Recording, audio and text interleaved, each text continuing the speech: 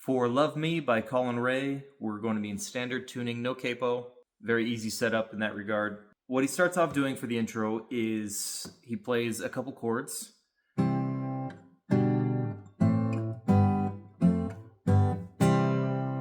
And layered over top of that is the melody that's very recognizable.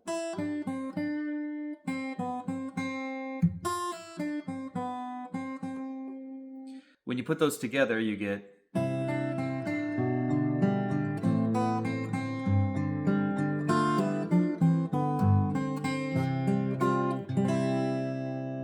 or less.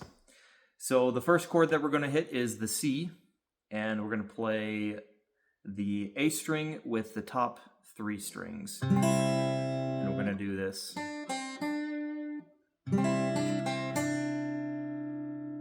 And that's several repeated strikes of the B, so you might want to alternate.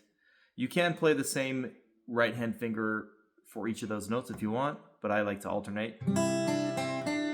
So I'm alternating between my middle finger and my pointer finger.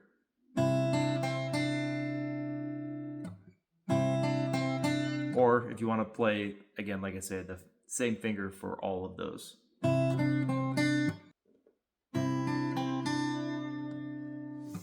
We then go down to the G over B, which is basically a G, but to be official, we'll call it G over B.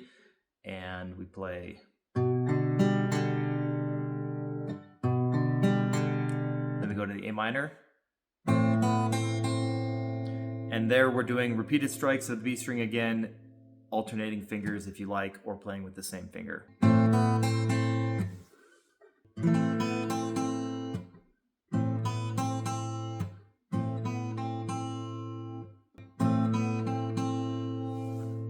Then we go to a G. That part's pretty simple. And then instead of going to a traditional F, we're going to do a series of double stops. This part you want to try to play very fluidly, and it's going to start off on the 1st and 2nd fret of the E and the G string, respectively, and we're going to do a pull-off, a double pull-off to the open frets of both of those strings.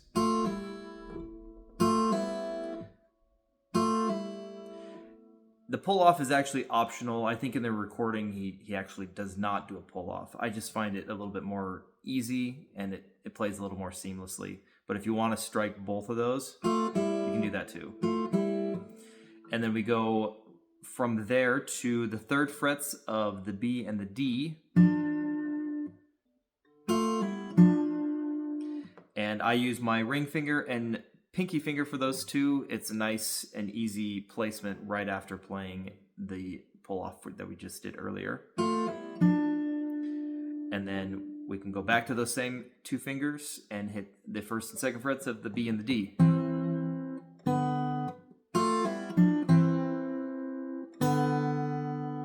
It's a lick that sounds very busy, but given how efficient we can be with our left hand, it's actually not very complicated.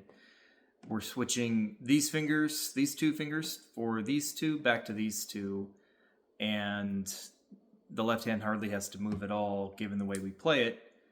All we do is we're just basically switching back and forth. So what I would suggest doing is just repeating this over and over again. One thing that I had to focus on was the proper spacing of these 2 fingers. It's easy to go from here and misplace them and miss the notes. So to get familiar with that, do it over and over again, do it slowly, and get used to how your hand feels when you hit that correctly, so that you build it into your muscle memory. And build it into your muscle memory so that every time you play it, you don't even have to really think about it. And then we hit the G bass note. And then we go into the C. And we do a little evolution on the C here. We go. And I bar, so what I'm doing there is I'm barring the 1st fret of the B and the E string. And lift off on the E string and go to a traditional C.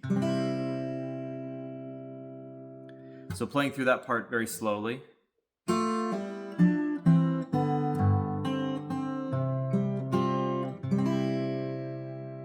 So that C, all it looks like is this. And if we do the pull off,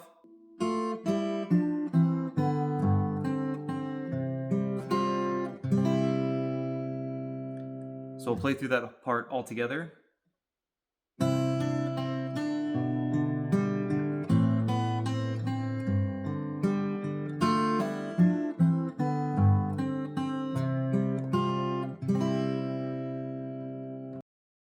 The intro is the most challenging part technically.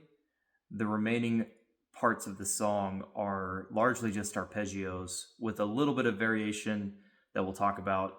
I won't go through each chord individually as we go through this. I'll largely just play through it very slowly and then talk at certain points about how I'm doing things with either the left or the right hand. So the verse starts off with, when he starts singing, I read a note, we go like this with a C. Then do a G over B, A minor, and then the F.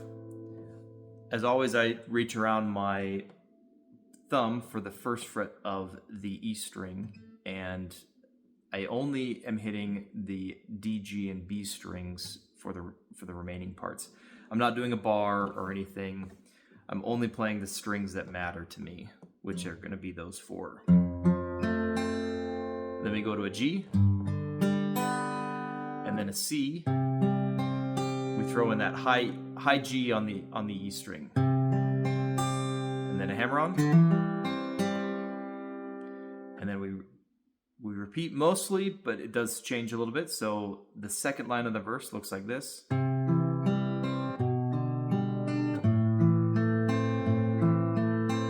then we go into a D minor 7. Then we play a slight variation of a G, and then into an actual G. We then repeat the first line.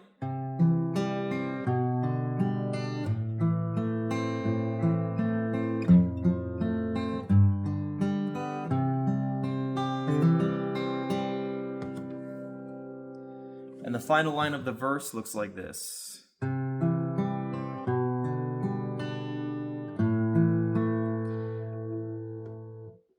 So up until this point, everything is played with traditional 1 and 2 and 3 and 4 and. When we go to this F, however, we jump to it on the and of 3. So if we count through this, we have 1 and 2 and 3 and 4 and 1 and 2 and 3. Up until now, everything we have played has largely moved from one chord to the next on simple 1s and 3s. So looking at the intro, for example, we have 1 and 2 and 3 and 4 and 1 and 2 and 3 and 4 and 1 and 2 and 3 and 4 and 1 and 2 and 3 and 4 and... But here we're going to switch that up and make a couple transitions on the and of a couple different chords. 1 and 2 and 3 and 4 and 1 and 2 and 3 and... So just to call that out, because it is a little bit, it kind of sneaks in on you if you're not aware of it. Obviously not an incredibly complicated concept, but when you've been playing the same thing up until now in one manner, to instantly switch it and then switch it back and then switch it again, it can be a little disorienting. So it's good to be aware of it. So to play through that, I'll count it out again. We have 1 and 2 and 3 and 4 and 1 and 2 and 3 and 4 and... The G is on a 1 like normal. 1 and 2 and 3. And then we do another one on the end of 4. And 4 and 1 and 2 and 3 and 4 and... 1 and 2 and 3 and 4 and 1 and 2 and 3 and 4 and 1 and 2 and 3 and 4 and 1 and 2 and 3 and 4 and...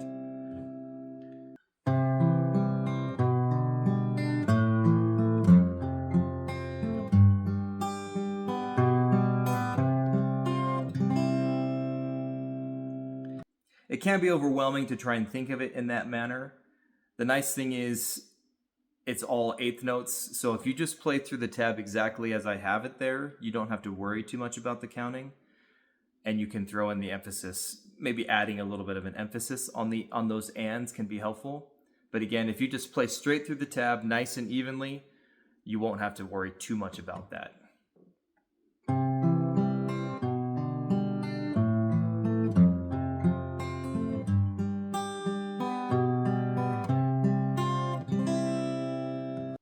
I read a note my grandma wrote back in 1923. Grandpa kept it in his coat, and he showed it once to me. He said, boy, you might not understand, but a long, long time ago, Grandma's daddy didn't like me none, but I loved your grandma so. For the chorus, when he starts singing, if you get there before I do, we start off on an F. And again, I use the wraparound positioning here. If you do want to bar it, you certainly can do that. I just get a little bit more hand fatigue when I play with bar chords, so I try to avoid them whenever I can.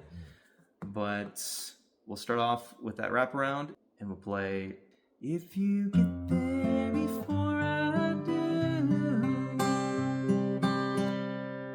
On these C's, I throw in the 3rd fret of the high E string. And what I have in the tab, you don't have to necessarily play exactly. You can be a little bit more free with it. But what I have is... So there's some definite string repetition in there. If you want to just arpeggio one string at a time, that's totally fine too.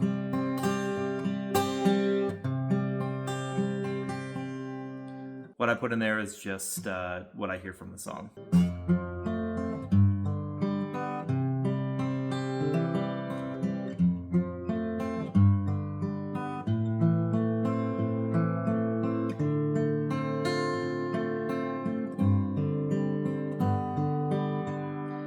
On that D minor 7, I am barring the top 2 strings on the 1st fret, which isn't too much of a transition from the A minor.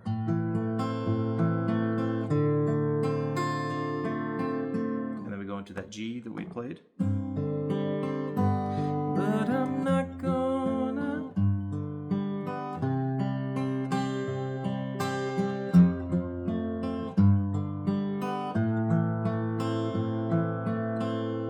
And then as we go into the last line of the chorus here, there are a couple more ands like we had talked about. They're both on the and of 3. So we have 1 and 2 and 3 and 4 and 1 and 2 and 3 and 4 and. So they're both on the end of 3. The previous section where we talked about them, there was an and of 3 and an and of 4.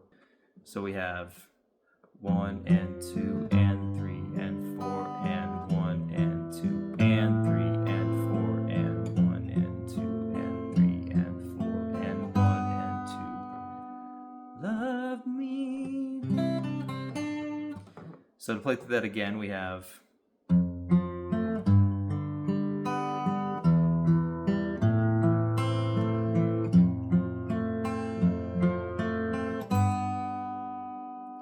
play through the chorus again all the way through, and I'll just play through it slowly.